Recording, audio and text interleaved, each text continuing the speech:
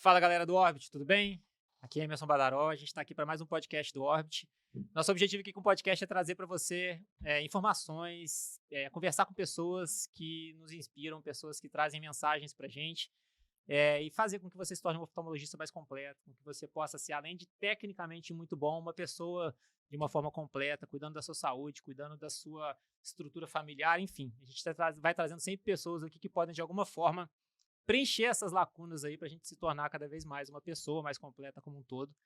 E hoje a gente tem uma convidada especial, a Catalane, que vai conversar um pouco com a gente.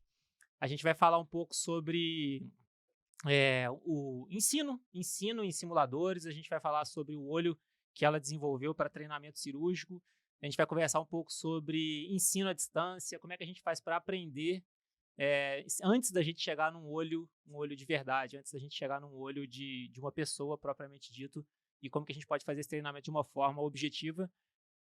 Foi um divisor de águas muito grande o desenvolvimento dessas últimas tecnologias nos últimos anos, e uma das coisas, das grandes revoluções que teve foi graças ao desenvolvimento que ela trouxe aqui pra gente, e a gente vai bater um papo sobre isso. Então, primeiro, obrigado por você estar aqui com a gente. É um prazer o Orbit te receber aqui no nosso podcast.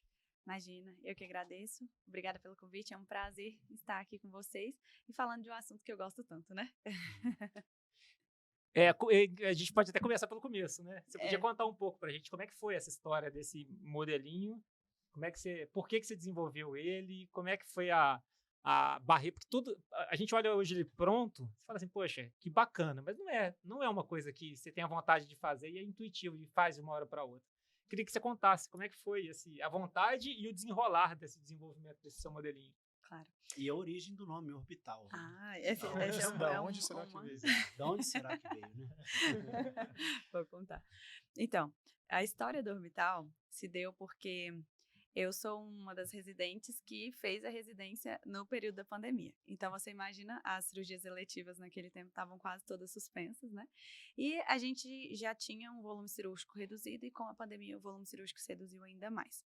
E aí, quando eu estava praticamente na transição do meu R2 para o meu R3, eu refletia sobre como as pessoas poderiam aprender a cirurgia de catarata, porque a gente já tinha poucos pacientes e aprendendo o olho daqueles poucos pacientes, a gente entrava totalmente sem experiência ainda. E eu via que eu precisava aprender cirurgia de catarata, porque é a cirurgia carro-chefe da oftalmologia. Então, eu vi que aquilo era um problema. Na minha residência, não era igual às residências maiores, que tem uma disponibilidade enorme de facoemulsificadores, por exemplo, para você dedicar um exclusivamente para o treinamento, porque treinamento em olho de porco, além de não replicar a anatomia, a gente tem uma série de limitações ali no olho do porco, e o facoemulsificador precisa ser dedicado só para o olho do porco, ele não pode ser o mesmo facoemulsificador utilizado em humanos. Então, ainda tinha mais esse problema que me limitava, nem no olho de porco não poderia. E, desse modo, eu conversei com alguns colegas e vi que aquilo não era um problema, uma dor só minha, mas também dos meus iguais. E aí, um dia, refletindo e vendo que essa dificuldade estava presente em várias residências e na minha, eu decidi que não sairia da residência sem aprender a operar bem a cirurgia de catarata. E eu aprenderia nem que eu tivesse que inventar meu próprio olho. Então, eu fiz um teste em vários dos simuladores disponíveis. Eu via que eles não conseguiam entregar uma catarata tão real quanto a gente precisa para aprender. Porque você tem que aprender a forma correta de quebrar aquela catarata, seja fazendo um sulco, que a gente, para fragmentar, para quem não é oftalmo, a catarata, ela precisa ser fragmentada para a gente poder, de alguma forma, a gente usa o termo conquistar, é como se fosse a gente aspirar, porque hoje parece uma caneta, o que você coloca e meio que aspira aquilo, mas tem uma forma correta de fazer. E pelo fato da cirurgia ser menos invasiva, ela requer do cirurgião uma destreza maior, para não complicar. A gente opera em cima de uma estrutura que ela tem 4 micras de espessura. E aí, se aquilo romper, que é a cápsula posterior, a gente tem uma cirurgia que está complicada. E a gente não quer fazer isso, a gente quer que o paciente, né, saia ali, sem uma cirurgia complicada, que a cirurgia seja lisa, igual a gente fala. Então, nesse dia, ao ver que era uma dificuldade minha, e uma dificuldade de todos os colegas também, que estavam junto comigo na residência e em outras, eu não encontrei um modelo que pudesse me ajudar a aprender da forma que precisava, então eu comecei a inventar um molho. E aí, eu levei, assim, a concepção da ideia, ela foi rápida, porque aquilo já era algo que eu tinha em mente. Então, no dia que eu executei, em um dia eu fui lá, fabriquei as peças ali manualmente e levei no outro dia para o centro cirúrgico para o meu chefe. E ele olhou aquilo e não imaginei, falou, quanto tempo você tá fazendo isso daqui? Eu falei assim, não, as peças eu fiz ontem. E aí, aquele, assim, protótipo de olho funcionou. Ele operou e ele falou assim, gente, funciona. Então, assim, mesmo com todos os gargalos que eu tinha que fazer diversas melhorias, ele funcionou. Então, ele viu aquilo com muito bons olhos e me incentivou. E aí, eu ia pra casa, fazia as melhorias e levava pro centro cirúrgico e coletava o feedback dele. E em cima disso, eu ia fazendo as melhorias. Depois, eu mostrava para outros colegas. E aí, teve um dia que eu mostrei para um grande amigo meu, o Rafael Scherer. Eu falei para ele que tinha feito um olho e mandei um vídeo para ele do olho funcionando. E ele falou assim, tá, você falou que tinha inventado um olho, mas eu não imaginei que o olho era tão real. Aí eu falei, mas o que adiantaria eu criar um olho que não fosse tão real? Eu precisava aprender com ele. E aí ele me pediu para mostrar para pelo menos um professor, porque aquilo ainda não tinha patente. Foi aí que eu pensei em colocar uma patente, depois que algumas pessoas me orientaram e tudo. E ele mostrou pro Dr. Newton, cara, e no dia que ele mostrou, o Dr. Newton me mandou uma mensagem perguntando se eu não queria transformar aquilo numa tese de doutorado, porque não tinham projetos como aquele no Brasil e poucos eram os que existiam no mundo. E aí, eu aceitei o convite. Nesse mesmo tempo, o Rafael pediu para mostrar para o pessoal que estava organizando o congresso do CPO 2022 em Curitiba.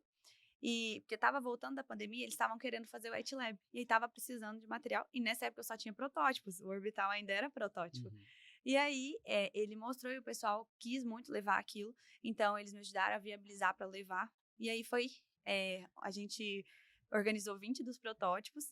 Eles tinham um refil que a gente trocava. Então o que a gente utilizava durante a cirurgia, que é a córnea, a íris e a catarata, a gente trocava e colocava novas. E ele funcionou muito bem. E aí, nessa primeira aparição do Orbital, a gente teve um feedback muito bom. E eu lembro que a gente estava no stand pequenininho, que era uma esquina, e fazia fila para as pessoas poderem conhecer. Então, isso foi muito motivador, porque eu percebi que aquilo não era uma dor do residente, aquilo era uma dor do residente, do médico que já formou e não tem coragem de operar, e hoje não opera, porque ele está num lugar que, às vezes, se ele tiver complicação, não tem quem ajude, e ele não tem ainda a segurança de operar sozinho. Então, tem muitos oftalmologistas, né, que já tem ali uma vida dentro da oftalmologia, mas que não opera e quer operar. Era uma dor da empresa que vende, por exemplo, os aparelhos pra gente, mas quem vende não tem a experiência do médico de operar. Então, a gente percebeu que aquilo era muito maior do que a gente imaginava. E aí, depois de ver isso, a gente decidiu, então, nessa época, eu já tinha universidades que estavam com orçamento, me pedindo orçamento, disse que tinha verba aprovada para comprar, e eu não tinha como passar o orçamento, eu tinha um protótipo.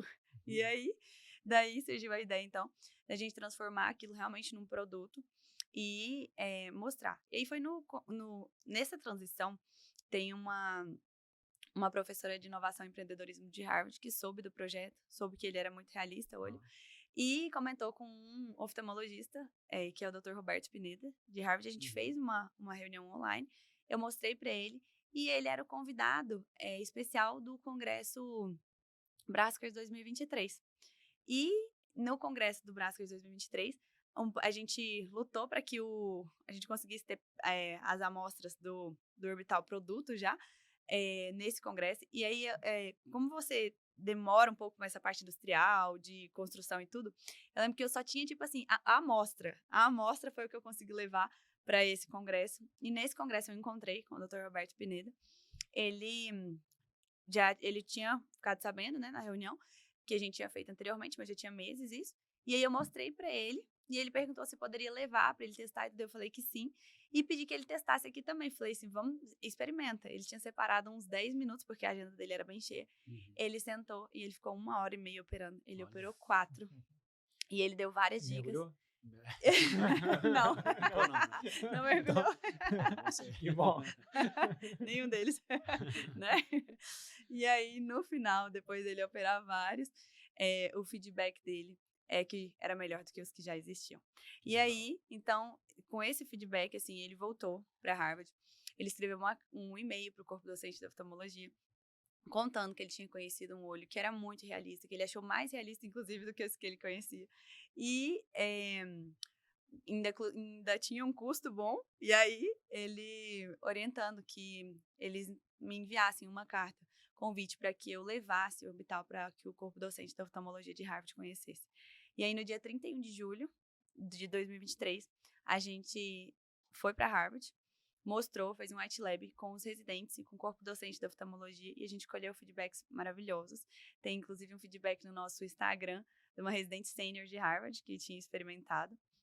Aí a gente voltou para o Brasil e um tempo depois eu recebi uma ligação do Dr. Rubens Belfort, que eles procuram pessoas assim que tenham um pé ali no empreendedorismo, na oftalmologia, e existe uma bolsa que é para o Fellow Lemon.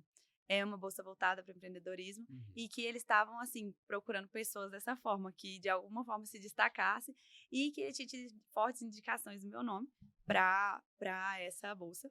E eu fiz contato com o Dr. Roberto Pineda e eles me mandaram uma carta de Harvard para que eu pudesse ir para ficar 1 ano e continuar a levar o orbital para os Estados Unidos e continuar desenvolvendo esse projeto lá, que é muito bacana. E aí agora, em junho, eu vou para os Estados Unidos, vou ficar 1 ano em Harvard para continuar desenvolvendo o orbital lá. Que demais. É uma história fantástica, né? Porque ensino em oftalmologia é uma coisa que a gente começou a estudar, todo mundo aqui no Orbit é super entusiasta e entende essa importância do que você falou, né? Treinar antes de ir para a vida real. A gente não teve, apesar de todos jovens aqui, bem jovens, recentemente a gente não tinha isso, né? Há pouco tempo atrás a gente tinha pouca coisa. Simulador ajuda, mas tá longe de ser a realidade, e o modelinho ajuda muito. A gente treinou muito em olho de porco, né? Mas o que você falou, é outra anatomia. É muito difícil você levar um olho de cadáver de porco extrapolar para um olho de humano, né? Não é a mesma coisa. E a gente tem uma série de assim, limitações. Era o melhor que tinha. Sim. Era ótimo para aqueles padrões. O padrão mudou. Essa que é a verdade. E se você não tinha outra coisa melhor, então você tem que trabalhar com o que tem. Isso faz parte. E aí, assim, diante de você ter melhores, aí sim você vai descartar aquele. Mas no momento que não havia, com certeza seria útil. Hoje, o que a gente percebe, por exemplo, no olho de porco? A córnea, ela opacifica. Você não consegue guardar aquele olho de uma forma que ele permaneça bom o suficiente para você treinar a cirurgia. Então, 2 dias, 1 dia a córnea já está opaca. Outra coisa, o porco quando é abatido, geralmente ele é novo, ele não tem catarata ainda, então para você fabricar ali uma catarata, você vai aquecer e tem que Exato, e tem que aquecer pouco tempo, porque a maioria estoura dentro do micro-ondas. Além disso, a catarata que você consegue fazer, ela é mole. Então, você não consegue fazer a quebra da catarata. A cápsula é extremamente elástica, então você faz uma cápsula mais pequenininha quando você vê ela tá enorme.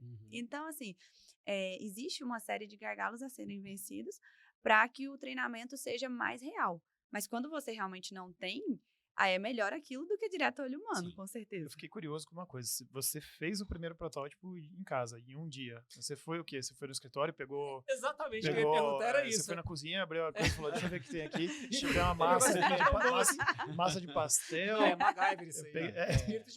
Abriu a caixinha de... No meio da pandemia, tipo assim. Nem no mercado ela podia ir, né?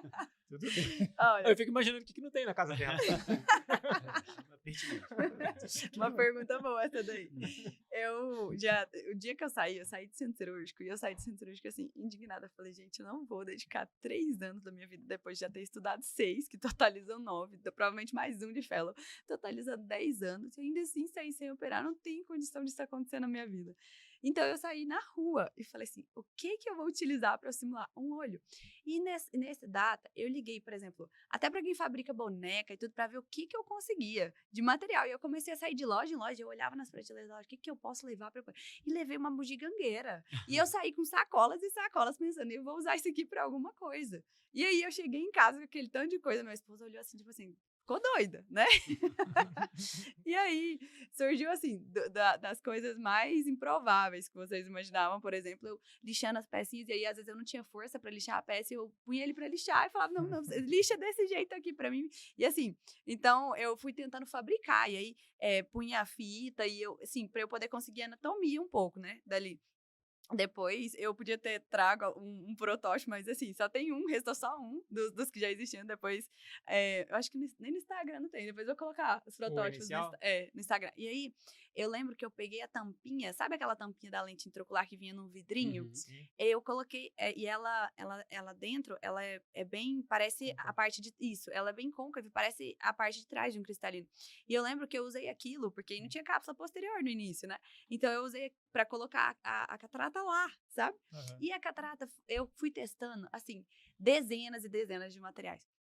Ela funcionou, mas tinha uma série de gargalos, mas funcionou. E aí, assim, eu comecei a fazer, tipo, uma massa. Eu punha, não, vamos misturar isso daqui. Eu lembro que na época eu tentei muito com o negócio de gelatina, só que deu tudo errado, né? Eu fui pra outro lado depois disso e tudo.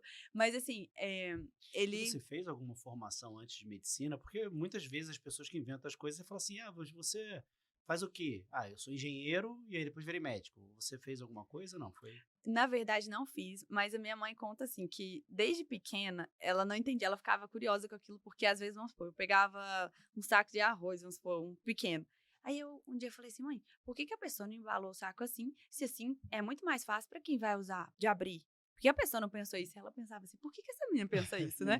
E aí, mas meu pai também é muito criativo, então, é, meu pai, por exemplo, foi um grande incentivador e o projeto só não parou porque teve incentivo dele. Porque nesse caminho, quando me convidaram a primeira vez para ir para o congresso, eu tinha que fazer tipo o equivalente a quase 500 cataratas para a gente utilizar. E eu levava uma tarde inteira a fabricar 5. Como que você vai para um congresso desse jeito? E aí eu falei para ele, falei, pai, eu não tenho como aceitar o convite porque eu não vou dar conta. Ele falou, tal, vai. Eu falei, que jeito? Ele falou assim, nem que eu tiver que inventar uma máquina. E ele começou. E ele foi num torneiro. Aí ele, no dia seguinte, estava pronto E a ele máquina foi. de fazer orbital. Não, Peraí ele que eu foi vou na rapidinho cozinha. na gaveta da Ele cozinha. abriu a gaveta da cozinha, Pronto, tirou filho, a é pra máquina, fazer. juntou os chicletes, uma Colou maçã e ali. saiu. Gente, pra você ter noção, essa máquina, ele teve que inventar como que a gente colocaria ali. E ela precisava Seu pai aquecer. faz o quê? Meu pai, ele é engenheiro agrícola, engenheiro, mas é engenheiro, pelo menos, né? E é advogado. E aí ele. Achei que fosse ortopedista, né? Sei lá.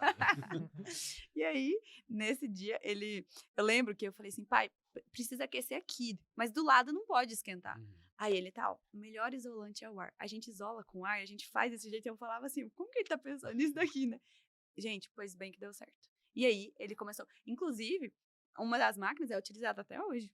Aham. Então, assim, porque a gente, nesse caminho, a gente vê em várias indústrias aqui em São Paulo, e elas falavam, a gente não consegue, por exemplo, fazer isso daqui, porque esse material, vamos supor, das cápsulas, ele é extremamente fino. A gente tá falando ali de material de 9 micras, 10 micras, atrás mais fino ainda, na posterior, então... E você manteve as dimensões, a espessura da córnea, né? Tem 500 micras em torno disso. Exato. Então tem Isso é dois legal. modelos, né? Isso faz Isso. Faz toda a diferença. toda a diferença. Exato. Aí, nos dois modelos, a espessura da córnea, por exemplo, ela é exatamente das dimensões reais. Então, 500 micras no centro, 700 na periferia.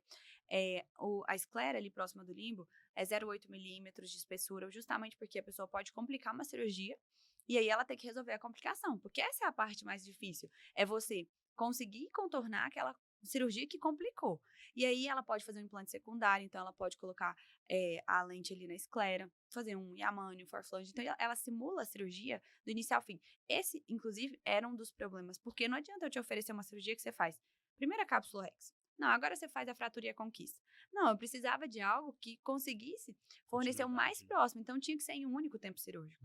E ele, nesse tempo cirúrgico, precisava conseguir também contornar a complicação. Então, em um único tempo cirúrgico, você faz com todas as dimensões de um olho real, porque ele tem, inclusive o diâmetro anteroposterior dele é 23 milímetros, né? Que é dentro da normalidade.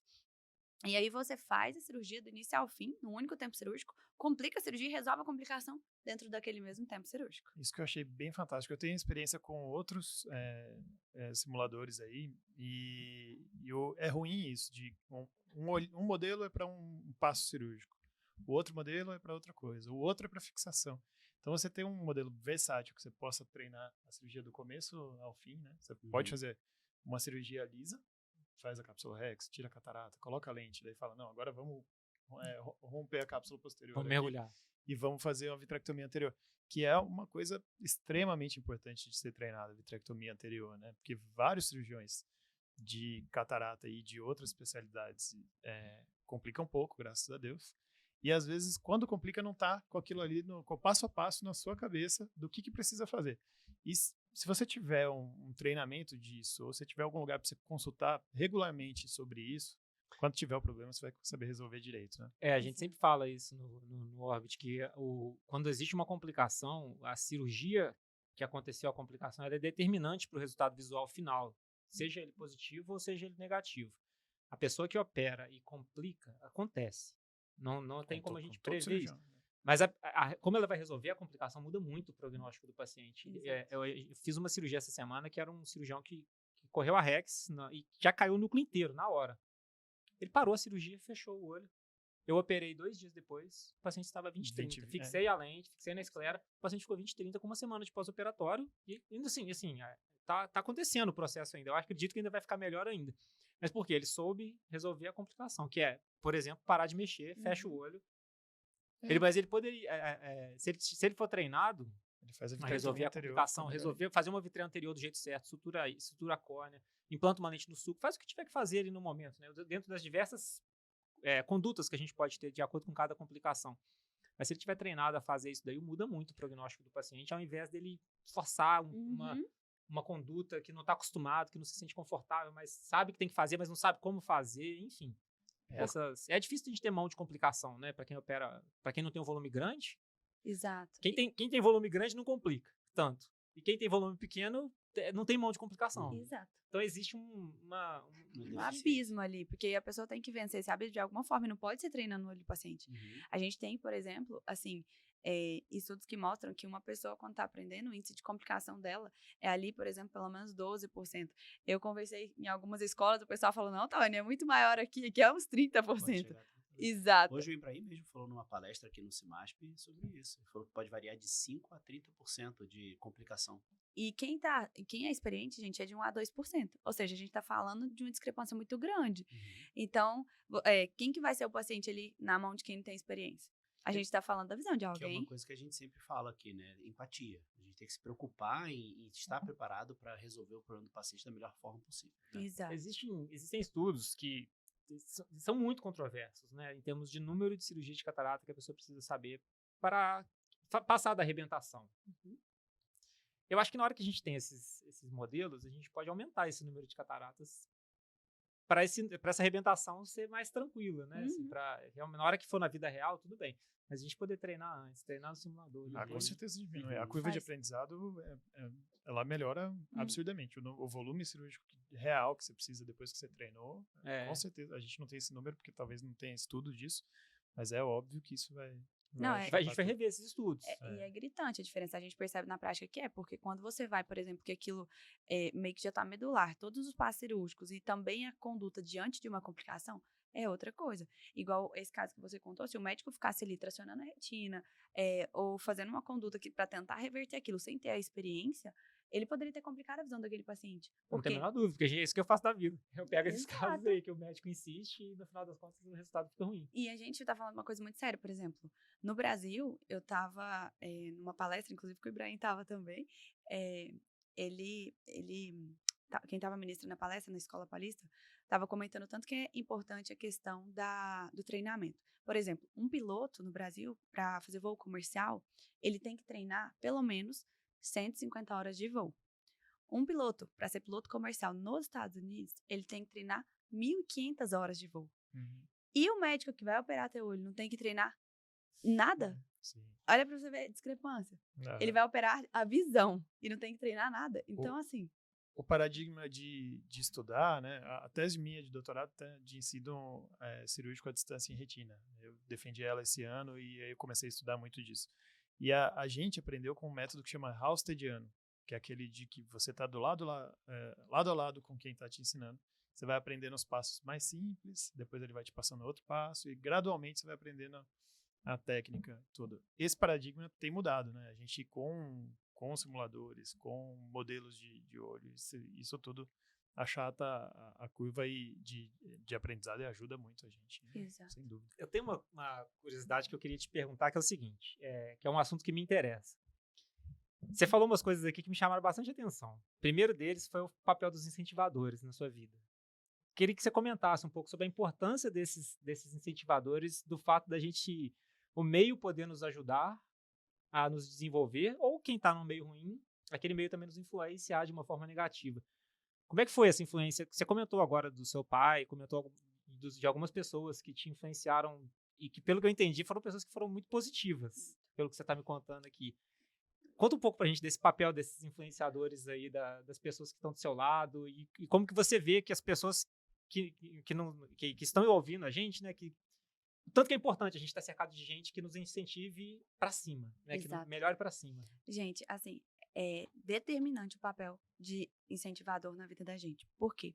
Por diversos momentos que estavam muito difíceis, inclusive, eu pensava em desistir e já tinha parado. Então, por exemplo, diversas vezes eu parei. Na época que eu estava fazendo residência, eu trabalhava também. Então, assim, fora as 60 horas da residência, eu tinha 40 horas trabalhando fora. Então, é uma carga horária exaustiva e, mesmo assim, querendo criar o olho. E aí, em vários dos momentos que eu parei, eu ia para casa visitar meus pais. Meu pai perguntava, tá onde o olhinho? Cadê o olhinho? Falei, pai, tô cansada. Aí ele falou uma coisa para mim, filha, tudo que você começa e não chega no fim, você depositou tempo e energia e perdeu aquilo. Então, mesmo que for para dar errado, você tem que saber que você chegou lá na frente e fez o que tinha que fazer. Então, não para. Porque tudo que você para no meio do caminho, você perde. Então, não faz isso.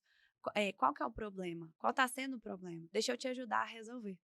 E aí eu falava, pai, não estou conseguindo construir isso daqui.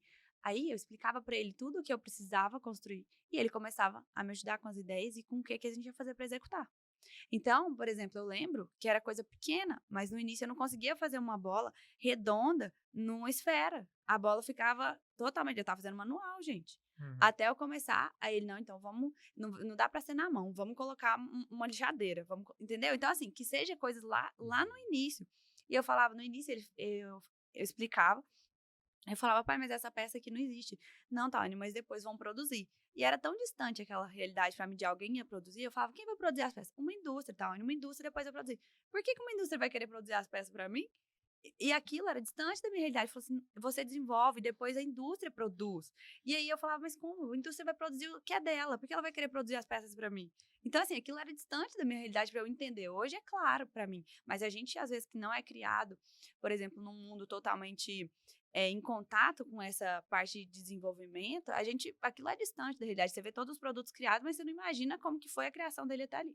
Então, o papel do incentivador, ele é determinante. Por exemplo, quando o meu chefe, o Dr. Tiago Bessa, que é chefe em Palmas, que é onde eu fiz a residência, ele viu aquilo com bons olhos e ele ficava depois das cirurgias e testava comigo. Eu lembro um dia, antes dele ir pro jiu-jitsu, ele abriu a clínica comigo só para ir testar um olho comigo, que eu precisava fazer um teste. Então, assim, ele abriu, legal, né? a clínica estava fechada, a gente abriu a clínica e depois fechou a clínica. Então, assim, que chefe que faz isso? Sabe? Então, quando ele viu aquilo com bons olhos, isso foi um grande incentivador. Assim, eu sou eternamente grata aos incentivadores que eu tive, que foi o Dr. Tiago Bessa, a doutora Fabiana, na minha residência, meu pai. Então, foram pessoas, assim, que foi determinantes na minha vida, para que aquilo existisse. E nesses momentos que às vezes a gente está desanimado, que você está diante de uma dificuldade, que você não sabe a saída, porque o maior desafio entre você desenvolver um produto, um protótipo, e você colocar, por exemplo, um protótipo no mercado, é que quando você está num caminho para chegar de uma ponta até a outra, geralmente a estrada não é linear e que a gente que é médico, por exemplo, não imagina onde você vai arrumar a solução. Porque quando eu quero aprender um passo cirúrgico, eu sei que eu posso ir lá conversar com um cirurgião experiente e aprender aquele passo cirúrgico. E quando eu quero desenvolver uma peça que eu não faço ideia de quem pode desenvolver aquela peça para mim, quem eu procuro, aonde eu vou, e nem sempre tenho aonde eu vou. Igual, quando a gente foi desenvolver essa parte da catarata, não tinha aonde eu vou. Quem vai fazer isso? Precisou desenvolver máquina, entendeu? Então, essas respostas, elas não têm... essas perguntas não têm uma resposta exata ou para te dar, nem sempre a resposta está ali, você tem que procurar. Então, esses desafios, eles são exaustivos e, por isso, precisa dos incentivadores, porque nos momentos que você está desanimado, são eles que vão servir de energia para poder te impulsionar. Legal. Muito bom isso. Eu vivi um pouquinho disso aí, eu te contei até, né? Mas como uma ferramenta didática. Eu lembro que um voo de algum evento que eu tive em São Paulo, eu voltei sozinho com um caderninho desenhando uma mesa que eu pudesse fazer um olho grande para explicar algumas coisas de fixação de lentes intraoculares, que era uma coisa que eu achava que ia melhorar muito a forma didática de ensinar. E eu vivi muito isso, eu não sabia o que fazer, eu sabia como eu queria, desenhado à mão, depois eu joguei para o computador, comecei a pesquisar onde é que eu vou buscar isso. E no final eu consegui imprimir em 3D um olho, metade de um globo grande, ele se divide em dois porque ele é ligado num ímã. Eu fui várias vezes no lugar que o cara imprimia em 3D e discutia com ele a ideia. Eu pensei em quais as técnicas que eu queria, então eu precisava de um lugar na íris para fixar uma artesana, precisava dos 2 pontos para fixar a Acrylis Goretex, precisava de uma incisão oblíqua para mostrar como era o Yamane, e no final eu consegui. Mas é perseverança, né? É aquela coisa. Hoje em dia também, eu tenho várias ideias, eu queria um modelinho de olho para treinar a faixa, queria um de hemorragia vítrea, para vitrectomia, para transplante. Hoje em dia eu já sei quem procurar, né? Mas é legal isso, sabe? Porque essa questão de quem nos cerca, né? Você tem um incentivador, aí dali você deu um passo para cima, um salto acima, né? Aí seu patamar, seu horizonte vai ampliando, aí você conhece mais gente, aí você sobe, os degraus vão subindo de uma forma mais rápida, né? À medida que você consegue passar. Eu sempre falo de arrebentação porque no mar é muito fácil a gente imaginar isso. Tem aquela fase inicial que é difícil, depois não fica fácil, mas é menos difícil. Exato. Mas a coisa vai ficando. Você sabe as ferramentas que você precisa buscar para conseguir fazer aquilo acontecer, né? Isso, flui. Depois flui, porque aquela barreira você já venceu, é como se ela servisse de energia, ele serve para você saber que você pode vencer a próxima. Então, realmente, essa parte inicial, ela é a mais doída. Depois que a coisa começa a fluir, começa a andar, ela existe, mas é como se você já tivesse forte o suficiente para que aquilo não fosse tão doloroso. E você fez tudo isso, não? É muito gratificante você ver que o seu produto está mudando a vida de várias pessoas. O impacto disso é sensacional. Não tem assim, porque pra mim, enquanto oftalmologista, saber que aquilo pode ser um determinante na vida de uma pessoa é tudo que eu queria. Isso, Uma não, né?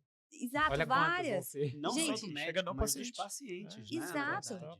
No resultado visual de várias pessoas. Gente, a catarata hoje é a segunda maior causa de cegueira reversível no mundo. Ela tá atrás só de causa refrativa, porque você vai lá resolver com óculos. Mas fora isso, pensa o quanto a gente pode impactar na vida das pessoas e pensa o quanto você impacta na vida, assim, dos pacientes e dos médicos, porque é um médico que não ia operar, mas ele tinha o desejo e o potencial de ser um grande cirurgião, e muitas vezes ele tá num lugar onde não tem como ele voltar, alguém pegar na mão dele, explicar tudo, ensinar tudo, ele tem aquele tempo, porque a curva de aprendizagem é longa, então, a partir dali, a vida dele seria a vida de quem às vezes ia para a área clínica da oftalmologia, não para a área cirúrgica. E aí, ele poder ir para a área cirúrgica. Então, é um divisor de águas na vida das pessoas. Isso, para mim, não tem uma realização maior. Sim, sem dúvida. Então, antes você fez tudo isso estando no Brasil e a partir de uma dor sua, né? Eu acho que esse olhinho depois de um ano em Harvard, volta enxergando de lá. Boa. Imagina. Isso é legal. Depois, eu já posso assumir até um compromisso. Quer dizer, eu já vou te obrigar a assumir um compromisso com a gente aqui. Depois que você voltar, você vai contar pra gente como é que foi essa experiência lá, o que mudou da Tawane de antes pra Tawane de depois, o que mudou no olho de antes pro olho de depois. Você contar um pouco pra gente também dessa experiência, que a gente vai gostar de aprender com você também sobre isso. Vou contar essa experiência e vou dar um spoiler. Já tem? Já? Já tem um spoiler. Então, a gente está desenvolvendo uma inteligência artificial que vai poder avaliar o cirurgião. Então, por exemplo, você que muitas vezes precisa de estar com alguém do lado para saber se aquilo que o que você pode corrigir, né? Às vezes o feedback da pessoa, o que você vai perguntar ali, o que o cirurgião vai te orientar, então você vai conseguir ter esse feedback mesmo sozinho. Ou seja, a pessoa vai ter o potencial de sozinha se capacitar para se tornar um cirurgião de excelência. Isso não tem coisa melhor, porque você traz autonomia para a pessoa e ela consegue dar o próximo passo, que seria praticamente dependente de alguém para você aprender com a pessoa e a pessoa te corrigir nos erros e lidar com as complicações, né? Você vai poder ser autônomo nisso porque você consegue treinar as cirurgias, você consegue treinar as complicações e você consegue ser autoavaliado. Então, assim, e o Orbital é cheio para pesquisa também, porque às vezes você consegue um N pequeno de alguma coisa que você precisa pesquisar num paciente, mas com um modelo de olho você consegue pesquisar um número grande de cirurgiões. Desenvolver técnica. Dá para fazer uma fixação diferente e avaliar o prognóstico de longo prazo, né? Se a lente ficou estável lá, com certeza. Deixa lá na geladeirinha, lá na prateleira, né? E para quem não sabe, o Orbit tem vários programas, a gente tem o Retina Toolbox, que a gente mostra como a gente pode aproximar materiais cirúrgicos, materiais que existem e tem relevância para o oftalmologista ou para o retinólogo, e eu já pedi para a Tawane uma amostra do Orbital, logo a gente mostra todos os detalhes desse produto aí também. Com Muito certeza. legal. E uma pergunta, o Orbital, como é que é? Você tem sócios? Como é que é? quantos funcionários hoje você tem, pra gente ter uma dimensão. Porque assim, o que você faz é uma coisa incrível. Então as pessoas às vezes ficam imaginando, cara, deve ter umas 3.000 pessoas junto com ela, né? Então, Olha, quando se trata de um startup, você sabe que todo mundo é igual Bombril. 1.001 funções, né, a praticamente. gente sabe bem. Do balcão ao chão de fábrica, né? Exatamente, é tipo isso. Então, assim, hoje, por exemplo, quem desenvolve é quem tá nos congressos, é quem faz tudo. Meu pai vai sempre nos congressos comigo. Por exemplo, no Refrativa Rio a gente tinha a doutora Jéssica e o Lucas, então, que são parte da equipe também. Então, assim, hoje a minha equipe conta com 12 pessoas e a gente tem também empresas que a gente contrata para alguns serviços pra gente, né? Fora isso, então, são mais braços ali onde a gente não consegue alcançar. E é isso, assim, em termos de tamanho, por se tratar de uma startup. E não tem, até agora, nenhum sócio. A gente recebeu algumas propostas, assim. E se você me perguntar se eu pretendo continuar só ou não, eu pretendo ter sócios, realmente. A gente está avaliando, assim, qual que é o melhor passo a ser dado. Porque a gente pode optar, por exemplo, por um crescimento acelerado, que você tem, né, investidores e tudo, ou por um crescimento orgânico, que ela vai com os próprios lucros ali reinvestindo na empresa. E a gente tá, assim, saber escolher isso, quando você é médico, a gente não tem um preparo. Então, você precisa ter uma bagagem de conhecimento para você tomar a melhor decisão. Então, é por isso que a gente tá tomando essa decisão devagar. Mas, assim, hoje, 100% da empresa é minha, mas eu pretendo caminhar junto com alguém nisso. Eu não pretendo caminhar só, não. Sim.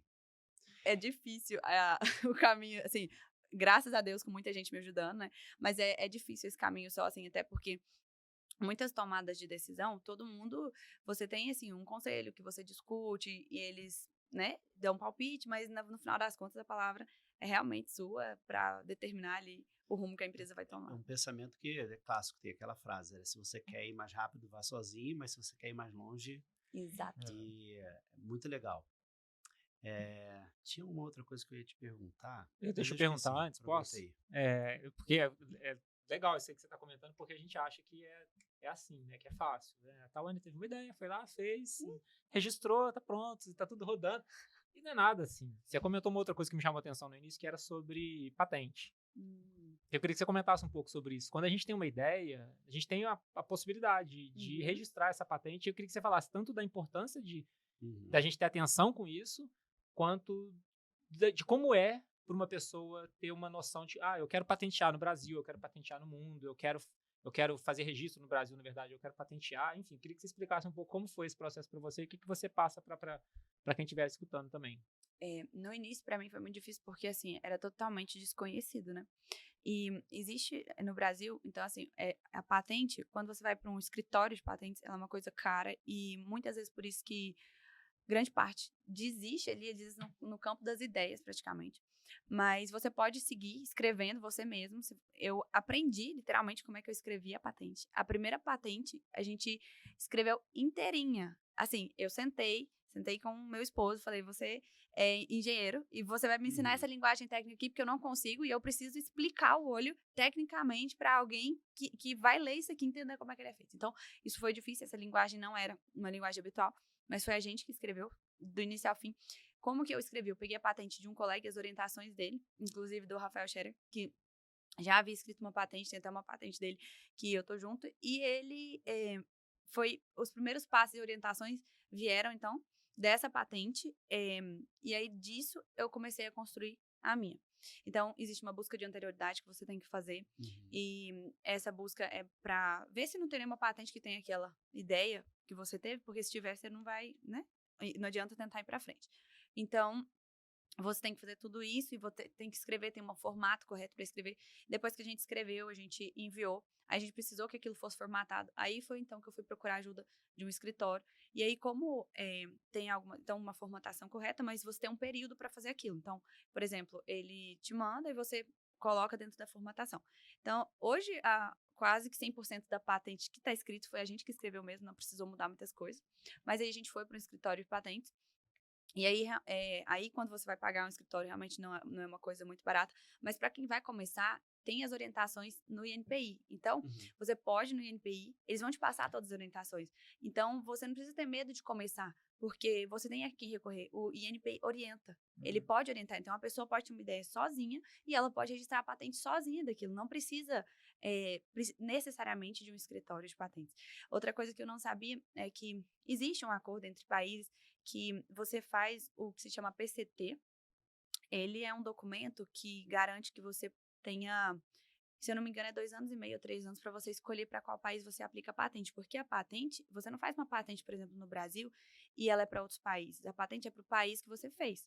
Então, se eu quiser, por exemplo, que a patente orbital tenha valor nos Estados Unidos, eu preciso aplicar aquela patente lá para os Estados Unidos. E aí, quando você faz a patente, tem um período de 1 ano para você aplicar em outros países. Se você quiser ampliar esse período, você tem que fazer isso, que é o PCT.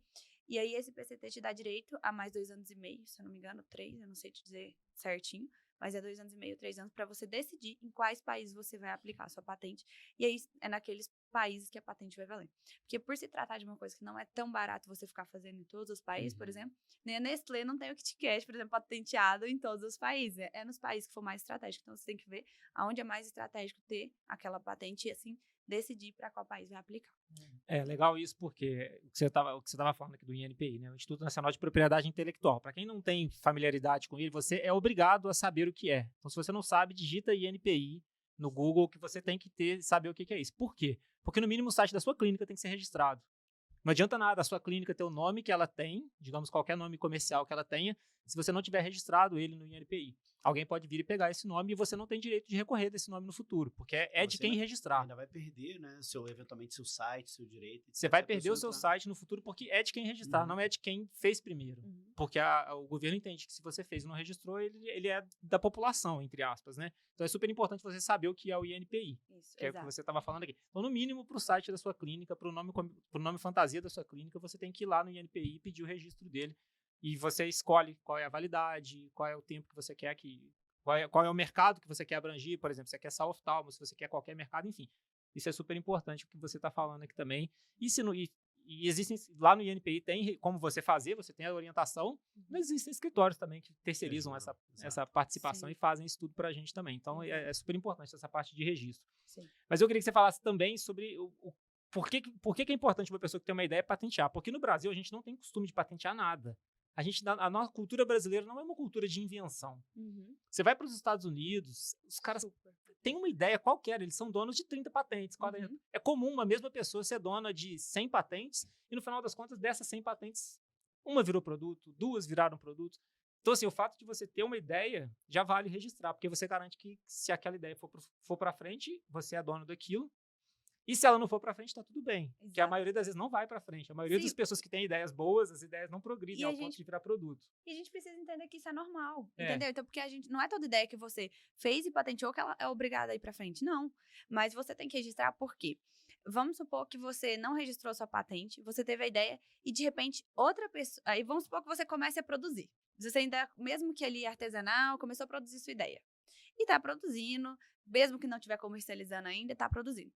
Se outra pessoa tiver a mesma ideia, ou mesmo pegar a sua ideia e começar a produzir, ou começar a comercializar, e ela patentear aquilo, você é obrigada a parar de fazer. Exatamente. Porque a patente passou a ser da pessoa. Então, por isso, você tem que registrar. Porque se você não registra, tem o fato de que, caso alguém começar a fazer, e a pessoa registrar e tiver a patente daquilo, você não pode mais fazer. Então, a pessoa não só pega, por exemplo, a ideia, como ela pega o direito de fazer aquilo, entendeu? Por isso que é importante registrar na época das ideias ainda, né? Não necessariamente na época do produto pronto. Exato. E assim, igual você falou, às vezes é questão cultural. Nossa, que a gente... Aquilo parece distante pra gente. Então, habitualmente a pessoa tem uma ideia, mas não vai lá, não registra. Então, assim, a gente não tem tanto contato com aquilo durante nossa vida acadêmica, a gente não tem tanto contato com aquilo, às vezes, na nossa vida... no cotidiano normal, então aquilo parece distante pra gente. Por isso, muita gente, às vezes, não registra. E sobre essa questão, né, de tipo, você pode ter várias ideias e nenhuma ir pra frente, uma coisa que eu percebi, que eu acho que várias pessoas acabam utilizando isso como, entre aspas, um macete para você desenvolver um produto, é você pensar no problema e não na solução. Que foi justamente o que você fez. Inclusive, tem um livro da pessoa que inventou o Waze, que é Apaixone-se pelo problema. É justamente isso. Eu acho que fica muito mais fácil de você desenvolver um produto, é claro, mais fácil entre aspas, né, pessoal? Porque não é fácil desenvolver ainda mais uma coisa tão bem feita assim. Mas a ideia, ela tem muito mais chance de dar certo quando você pensa em resolver um problema da população. Porque às vezes você faz uma coisa legal, mas aquilo não pode ser muito útil. E aí vai ser legal, eu fiz um produto, mas... Exato, isso faz toda a diferença, porque as pessoas perguntam, a gente teve praticamente que acompanhar o produto, porque quando ele foi muito depressa, porque era uma necessidade existente. É uma demanda reprimida já, né? Exato, então assim, quando aquilo foi pro mercado, a gente assustou, tanto que no início, quando eu comecei, aí vieram muitas pessoas, assim, por exemplo, em questão de participação de empresa, e eu dei uma assustada com aquilo, eu dei uma recuada, porque eu falei, peraí, calma aí, deixa eu entender onde eu tô pisando, o que eu tô fazendo pra eu não tomar nenhuma decisão errada aqui. Mas por quê? Porque ele nasceu de uma necessidade. Se às vezes você foca em ficar inventando solução para uma coisa que não é problema, aquilo tem chance de não ir para frente, tem uma chance grande de não ir para frente. Então você não tem realmente que focar na solução. Não vou criar uma solução para isso daqui, só que aquilo às vezes não é um problema. Então, mesmo que ele tiver a solução, ele ainda não é um problema para quem tá vivendo aquilo. Então não adianta, né? Aí a gente focar no problema tem mais chance daquilo dar certo. Porque é curioso isso que você tá falando, né? Porque no final das contas, não ter operado foi a melhor coisa que te aconteceu, né? Se você for ver, né? Exato. Não ter operado. Porque se tivesse, não Se tivesse operado, Exato. talvez você estivesse lá fazendo as cirurgias, operando, fazendo o óculos e Exato. tocando a vida lá, e no final das contas não teríamos feito esse produto aí. Né? A gente fez de uma coisa ruim algo muito bom, né? Então, mas isso é legal, porque uma outra coisa que me chamou a atenção aqui, que você comentou, que é uma coisa que eu vejo que muita gente tem dificuldade, que é enxergar um problema, identificar um problema, e a maioria das pessoas para ali. Tem gente que não identifica nem o problema, mas tem gente que fala, poxa, isso aqui não tá legal. Mas ela não consegue imaginar o próximo passo, que é desenvolver uma solução. Igual você comentou várias vezes aqui, em situações diferentes, você citou a mesma linha de raciocínio, que é identificar um problema, propor uma solução. Identificar um problema, propor uma solução. Você falou do seu pai, você foi comentando aqui com a gente várias vezes isso, e eu vejo que isso é uma dificuldade de muita gente. Identificar o problema não é uma dificuldade, mas identificar o próximo passo, que é a solução, sim. Eu não estou feliz aqui, tá bom. E o que você vai fazer? Qual é o próximo passo? Exato. O próximo passo não é reclamar. Exato. O próximo passo é o que fazer. Todo problema é uma oportunidade. Exato. Toda dificuldade é uma oportunidade. Então, porque, é isso aí. E as pessoas que chegam, por exemplo, assim, igual isso que você falou de reclamar, é uma coisa assim que eu não gosto e tento mudar as pessoas, por exemplo, que tá comigo, não mudar a pessoa, mas às vezes a forma dela enxergar o pensamento. Porque a pessoa, muitas vezes, ela chega com um problema, uma reclamação, né? Mas isso daí, N pessoas vão chegar. Tá, então, vamos supor, você tem uma queixa, uma reclamação. Beleza, só que você não vai trazer a queixa e a reclamação. Se você quer trazer a queixa e a reclamação, vai pensar em alguma coisa para solucionar. Beleza, tem um problema? Tem. Esse que é o problema. Qual a solução proposta? Entendeu? Porque problema as pessoas vão ver todos e não adianta você chegar e você trazer o problema. E você resolver um, aparece outro. Exato. Então, beleza, tem um problema? Tem. Mas qual que é a solução? O que a gente pode fazer? Então, vamos pensar na solução. Tem que ser assim, a cabeça da gente tem que funcionar dessa forma.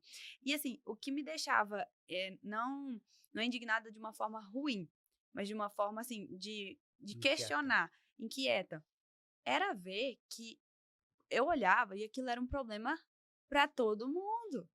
E eu falava, gente, mas a pessoa vai sair, vai ter estudado esse tanto, mas vai sair sem operar, e depois não vai operar na vida. E vai ser assim a vida.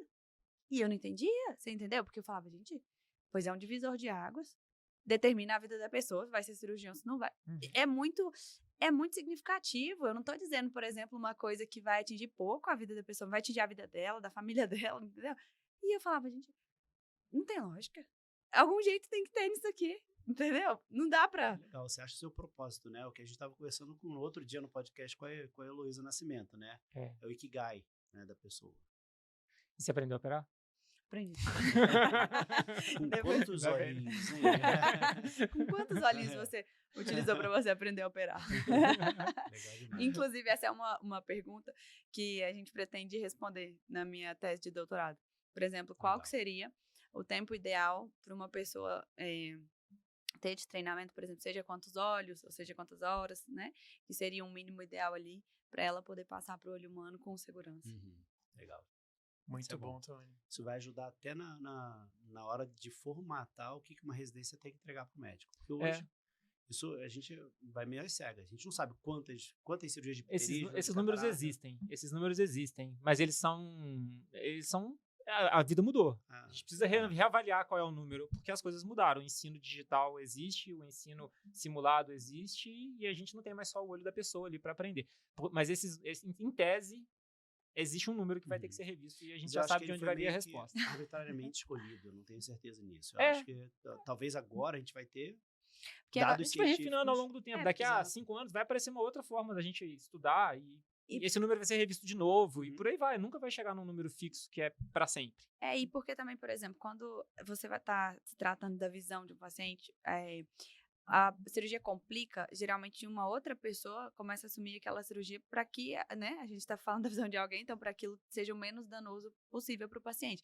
E às vezes, quando a pessoa, se ela está num olho, por exemplo, ela vai treinando e ela consegue contornar aquela complicação, a curva de aprendizagem dela com uma única cirurgia, digamos, ela aprendeu muita coisa treinando. Porque no olho do paciente ela não poderia continuar a cirurgia, porque está se tratando da visão de alguém e pode causar mais dano ainda. Mas no olho simulado, não tem problema. Então, ela é como se possibilitasse ela reduzir a curva de aprendizagem, porque com aquela mesma cirurgia ela continua aprendendo mesmo errando. Então, você errou, deixa eu tentar contornar, talvez eu consiga. Você vai fazer isso no olho do paciente? Não vai. Então, aquele paciente você vai deixar, e aí a curva de aprendizagem se torna mais longa. Então, até o número caiu meu celular, até o número de cirurgias que você vai utilizar para você aprender pode ser diferente. Então, esse número realmente, provavelmente vai ser revisto. Legal. Queria agradecer a presença sua aqui. A gente sabe o tanto que você está requisitado aí, sucesso enorme, a gente está, e eu acho que vai ser um sucesso tremendo também, tem muita coisa nova por vir nessa ida sua para os Estados Unidos, e a gente deseja um sucesso enorme aí para o Orbital. Ainda maior, né? Ainda maior. Muito obrigada, gente. Assim, é um prazer e uma realização muito grande estar aqui com vocês. Então, o presente, na verdade, é meu por poder estar aqui com vocês. Muito obrigada, viu? Imagina. É legal que a gente veio para conversar sobre umas coisas e conversa sobre muito mais. A gente falou sobre o Orbital, falou sobre empreendedorismo, mindset, mudança de estilo, de mudança de vida. Uma situação pode acontecer, mudar a nossa vida completamente, desde que a gente esteja com a cabeça aberta, né? Eu falo que a gente tem que estar com a cabeça feliz. Mesmo em situações não agradáveis a princípio, a gente tem que estar com a cabeça feliz que a solução vai vindo ali ao longo do tempo. É uma questão tipo de escolha, não é um momento. Por exemplo, você não vai estar feliz, não, porque eu estou feliz naquele momento. Não, escolha, eu vou ser feliz, independente se mesmo momentos que não estão tão favoráveis, porque é esse o objetivo, por exemplo. Então, é realmente configurar ali o mindset para poder ter um êxito. Pessoal, esse podcast tem que encaminhar para todo mundo que ouviu. Tá? Encaminha para os seus amigos, encaminha para quem você sabe que esse podcast vai valer a pena. Foi uma lição de vida que a gente escutou aqui, que eu tirei vários insights para mim, eu tenho certeza que você vai tirar para você também. Obrigado, Tawane, por estar aqui com a gente de novo. E a gente se vê no próximo podcast do Orbit. Até mais, gente. Até mais. Valeu, obrigado.